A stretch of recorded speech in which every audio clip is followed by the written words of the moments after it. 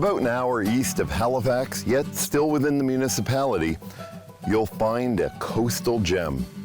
The Shelter Cove Trail is one of Nova Scotia's last pristine coastal environments. It's never seen a road, never had buildings on it. And it's here that I'm on my walkabout today. It remains as it always has, carved by nature. Shelter Cove itself is a protected cove near the end of this hike. Looking at this landscape from the air, it's a dramatic view. Unlike a traditional peninsula, it's carved by well-protected bays and coves. It's also home to a surprisingly wide variety of habitats and spectacular scenery. This is a headland which provides habitat for a wide range of species, including otters, seals, eagles, osprey, and the endangered mainland moose. Much of the land that this trail crosses was protected thanks to the Nova Scotia Nature Trust's Shelter Cove campaign. This headland is unique. It would be unique anywhere, but it's particularly unique in Nova Scotia.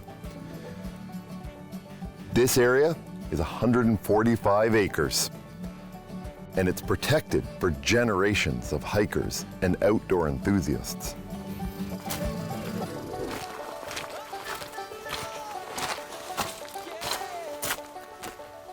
Shelter Cove is connected to the larger 100 Wild Islands Legacy campaign.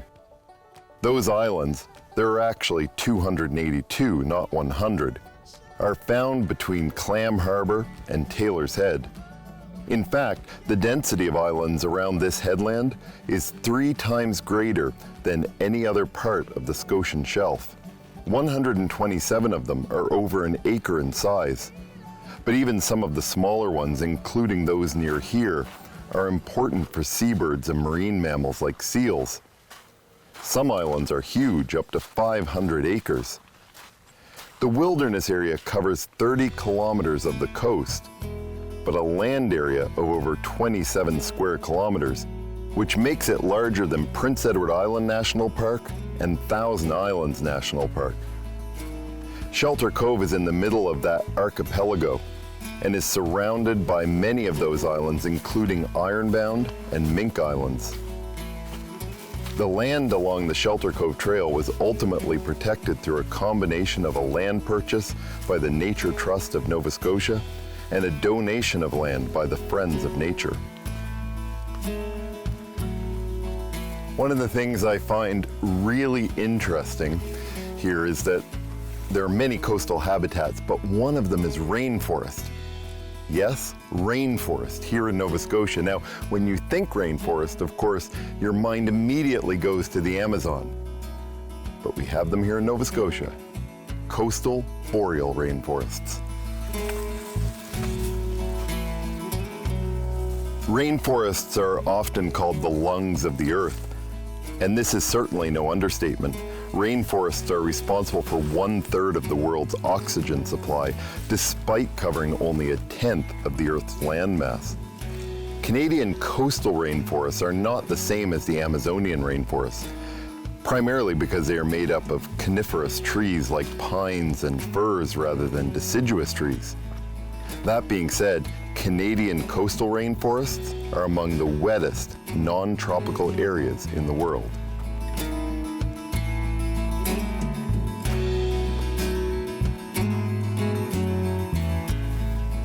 Most of Canada's rainforest is actually on the Pacific coast, but the fact that even a small amount exists here is really special. As you can imagine, rainforest areas are very wet. They rarely suffer from forest fire because of the dampness. They exist on this coast all the way to Labrador. These forests are well positioned that the prevailing westerlies move east across the continent, bringing moisture to the forest along the coast. There is so much precipitation in the form of snow, rain, and fog in the coastal rainforest areas that it actually exceeds the amount of evaporation, keeping the area constantly damp. Another unique aspect of the forestry along this coast is that it is one of only a couple of locations of true boreal forest. On the Atlantic coast, the forests, just like the Pacific, are influenced by the ocean. In Nova Scotia, natural boreal forest is found in the cool Cape Breton highlands and in a narrow strip along the Atlantic and Fundy coasts.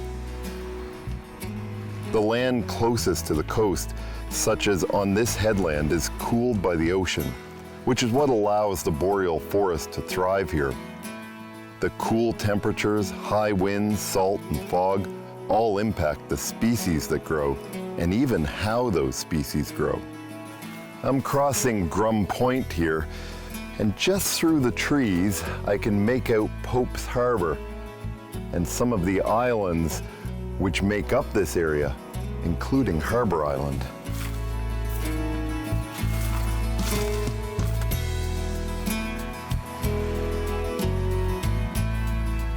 The area of islands is a mix of landowners, including the Nature Trust, the province, and private landholders.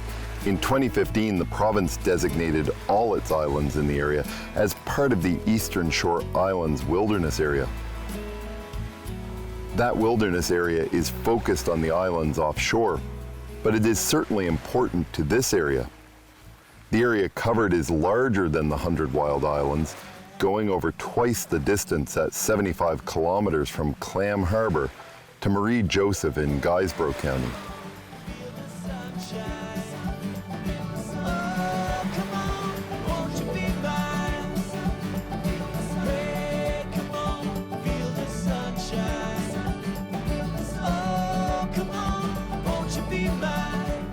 This small cliff face or hill behind me is called a carrying place.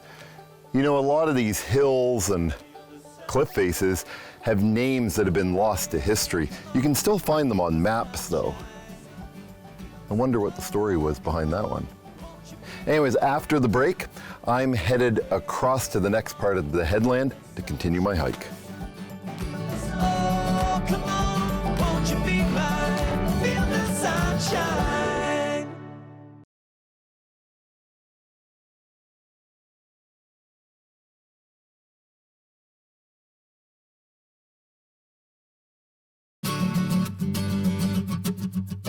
I'm hiking Shelter Cove near Tangier, Nova Scotia on the eastern shore. Now this is the lowest point in the hike. Pope's Harbor is out that way. Carryover Cove and Tangier Harbor are that way. At high tide, this can get pretty wet, although it's still crossable. Avid hikers will actually plan their hikes here around the tides, heading out on a receding tide and returning on the incoming tide. This marks roughly the halfway point of this hike.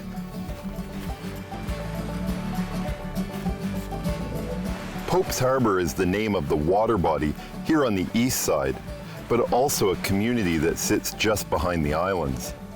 It's said the name honors a German captain of a vessel shipwreck nearby. His name was Pope. Before 1827, it was referred to as Dean Harbor.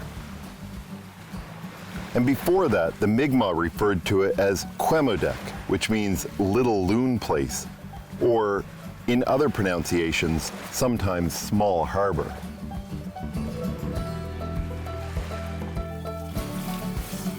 In coastal forests like this, you tend to find species that can withstand the salt and the wind, the rains, the really harsh conditions. You can imagine what the winters are like out on a headland. You can also find crummelts. Now, crummelts is a German word which means bent or crooked, misshapen. And that's exactly what these types of forests are called. And here, they're primarily black spruce and balsam fir.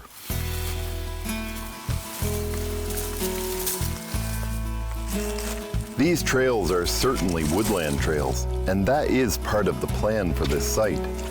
The Nature Trust plans to keep this area, in their words, forever wild, meaning minimal intervention. To ensure this site stays as natural as possible, the Nature Trust has volunteer property guardians who monitor the property and help steward it. This is Shelter Cove, and it's the spot that gives this trail its name. It's called Shelter Cove because it's a very popular spot for anchorage for small boats, like the one that's out there right now. Now, I'm gonna follow this trail around Shelter Cove to the end of this hike. On the other side is Eastern Sandy Cove Head. Now, from here you can see it's covered in trees, but when I get to the other side, you'll see exactly why it's called what it is. Off in the distance from here, you can see Bullgut Island. Beyond that in the distance are numerous other islands, including Gerard Island, Phoenix Island, and so many more.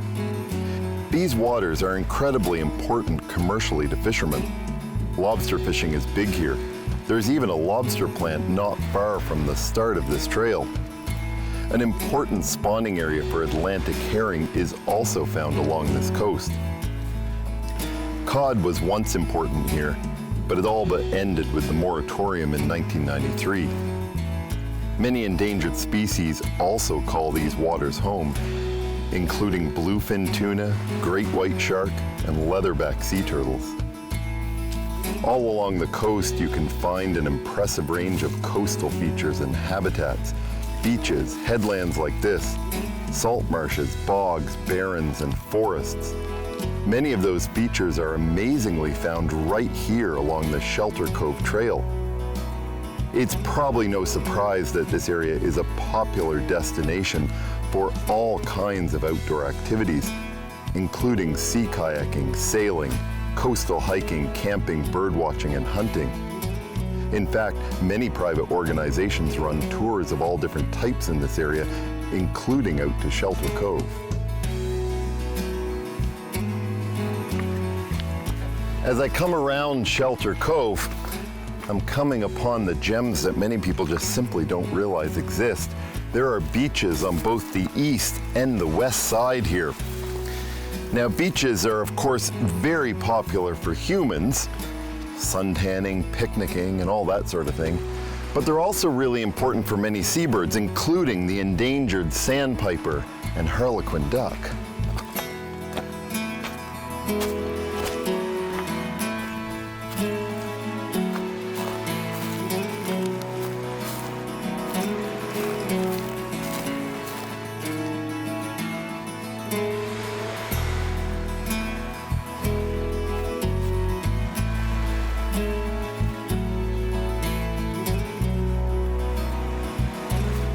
The waters here are not particularly warm, though that doesn't keep people from swimming or other water activities.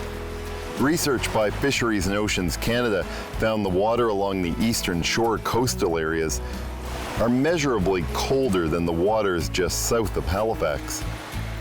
The research suggests that the colder water here has the benefit of limiting invasive species. The waters here support numerous species, from lobster to eels, smelt, and sea lamprey. Atlantic salmon spawn upriver in the waters flowing into this coastal area.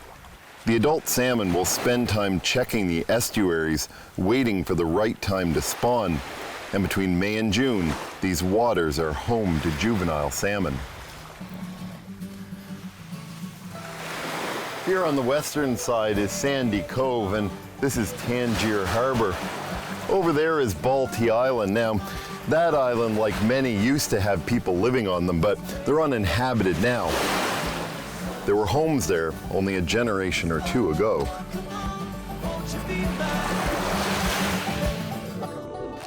Tangier Harbor is bordered by this headland and a series of islands, which includes not only Balti Island, but also Tangier Island to the oceanward end of the harbor, and a number of scattered islands like Flat Island, Little Hen Island, and the Outer Islands. Tangier itself seems to have got its name from the wreck of the schooner Tangier in 1830. The Mi'kmaq name for this area is Wasbigik, which means the sunshine is reflected in the water. That's an apt name, as every sunrise would reflect against this harbor and the surrounding islands. Behind me is Eastern Sandy Cove Head, and now you can see from this beach where it gets its name. This is eastern Sandy Cove, and in the distance, that is Ironbound Island. Now, Ironbound is not an uncommon name for islands in Nova Scotia. On the south shore, they even have their own east and west Ironbound. Hey, come on, feel the sunshine. Oh, come on, won't you be mine? Hey, come on. The protection of coastal habitat is one of the highest priorities for conservation in Nova Scotia, and understandably so. Only 4% of the province's coastline is protected, and that makes this site especially important. This is an absolutely beautiful place and well worth a visit. It's hard to believe that an unspoiled gem like this exists so close to the city. After the break, I'm headed further up the eastern shore to yet another coastal hiking gem. Won't you be mine? Feel the sunshine.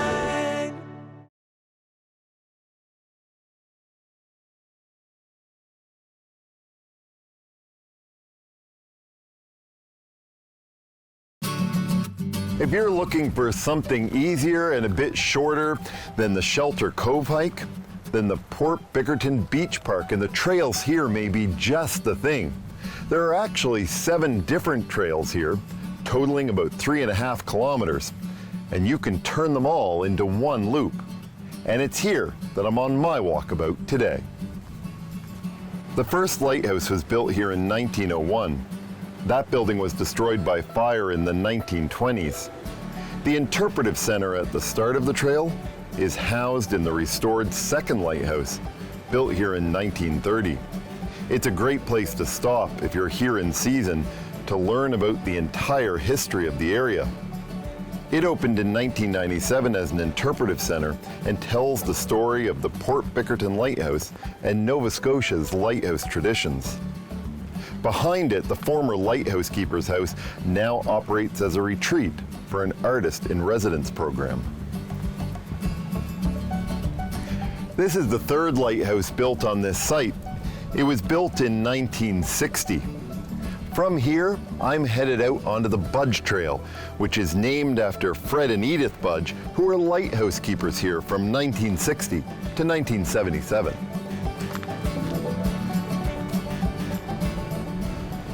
The Budges were here during the time Port Bickerton got its third lighthouse, the one which remains operational to this day. They were also the first family to live in the lighthouse keeper's cottage that now serves as rental space and the home for the artist in residence. This is called O'Hara's Loop, and it connects off Budge's Trail. It's named for Theodore and Hattie O'Hara, who were the first lighthouse keepers here from 1901 until 1931. This is the end of O'Hara's Loop. Now from here I'll have to go back to Budge's Trail to continue my travel, but this is the southeasternmost point of Lighthouse Park on Bereshaw Head. And it's interesting, just looking around at the rocks and the grass, there are monarch butterflies dodging in and out all over the place.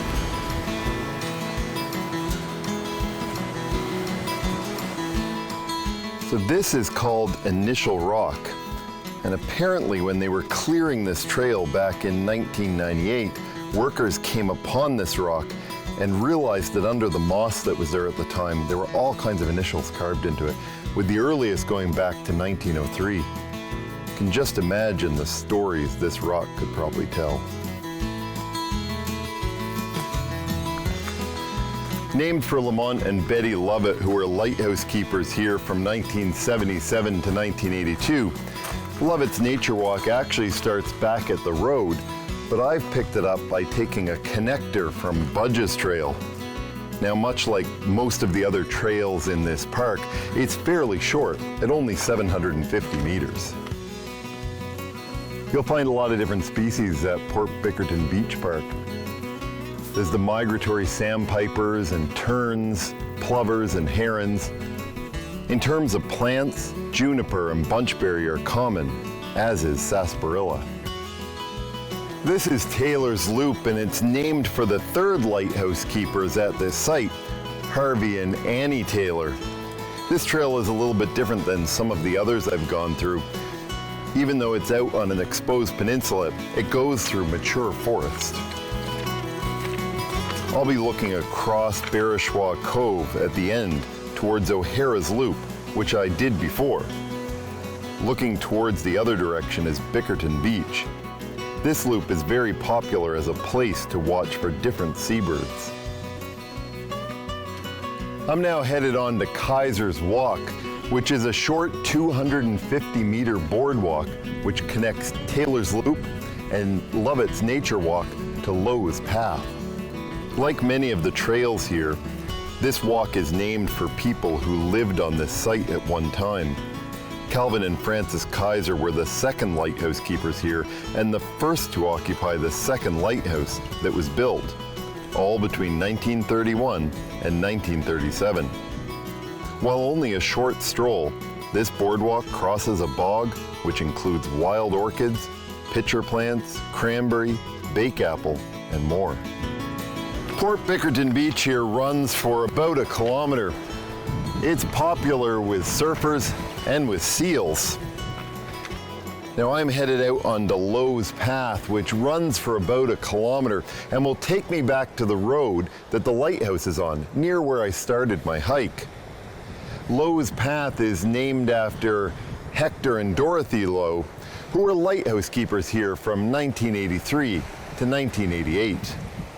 I'm traveling from the beach, and so we'll travel through forest to bog and back to forest before reaching the road. The boggy area itself is known as the Fire Barren. I've come off the Lowe's Path and crossed over to a lower parking lot and joined the Beeswanger Trail. This short half-kilometer section of trail is named for two generations of the Beeswanger family, Irving and Catherine, who were stationed here from 1940 to 1956, and Harold and Eileen, who were here from 1956 until 1961. My adventures have taken me to two Eastern Shore, Nova Scotia locations that have been protected for different reasons. At Shelter Cove, citizens have got together to protect a headland that never saw a road built on it, protected it as an environmental gem. Here at Port Bickerton, citizens have got together to protect the history of lighthouses in Nova Scotia. Both of those represent important parts of Nova Scotia's culture and heritage. Wherever your next walkabout takes you, I hope you take a moment to think of the history and those who walked the trails and the land before you.